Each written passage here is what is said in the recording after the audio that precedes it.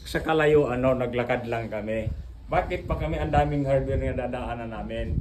Ay di doon na lang kami. Bali, ilang taon na po kayong teacher, ma'am? Bali, 2009 pa ako nag-start mag.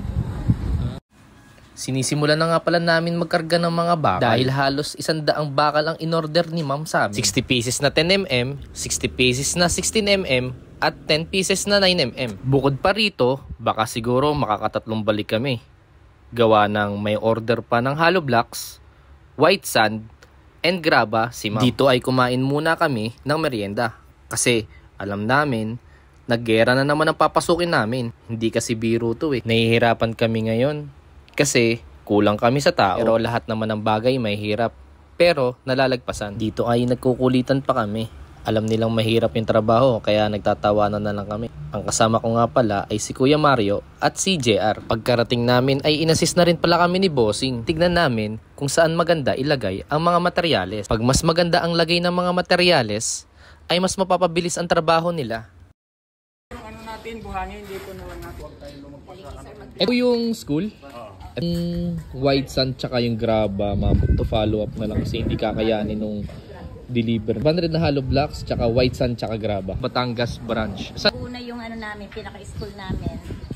Casa del Carmel Learning School, Batangas branch. At dalawang unit combined tapos gagawin. Ilan pong 16mm ang kinuha nyo, ma'am? Bali, 60. 60 pieces na 16mm. Medyo malaki-laki. Bubulwasin po ito lahat, no? Bulwas, tapos second floor ang mangyayari. Second floor. Pauna pa lang pala to nila, ma'am. Tama po ba? Ilang taon na po kayong teacher, ma'am? Bali, 2009 pa ako nag-start na. Dati ako sa private school, tapos nagtayo kami na sariling school. Sinisimulan na po nila magbaba ng bakal. Baba naman ng bakal, hindi na naman siguro mahirap kasi gawa na.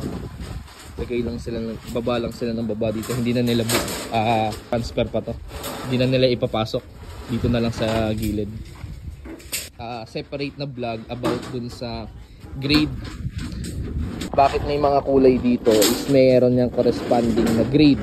Every bakal kasi may mga grade yan. Meron tayong grade 33, grade 40 at saka grade 60. Malalaman naman yan sa bakal. Ma'am, ito po pala yung yung previous nyo po.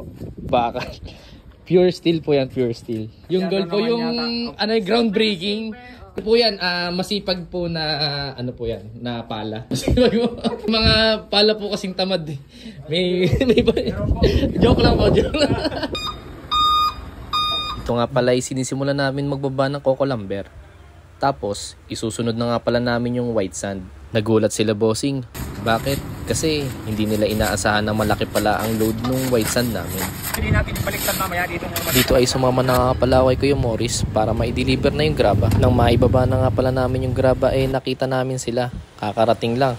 Halos 500 kasi na hollow blocks yung kinuha nila. Tsaka nakalimutan nga rin pala yung GI pipe. Buti na lang, nasabi ko agad kay boss na may kulang kaming tubo na ditos. Tumulong na nga rin pala si Kuya Morris sa pagbaba ng hollow blocks kasi baka gabihin pa kami pagbababa ng hollow blocks.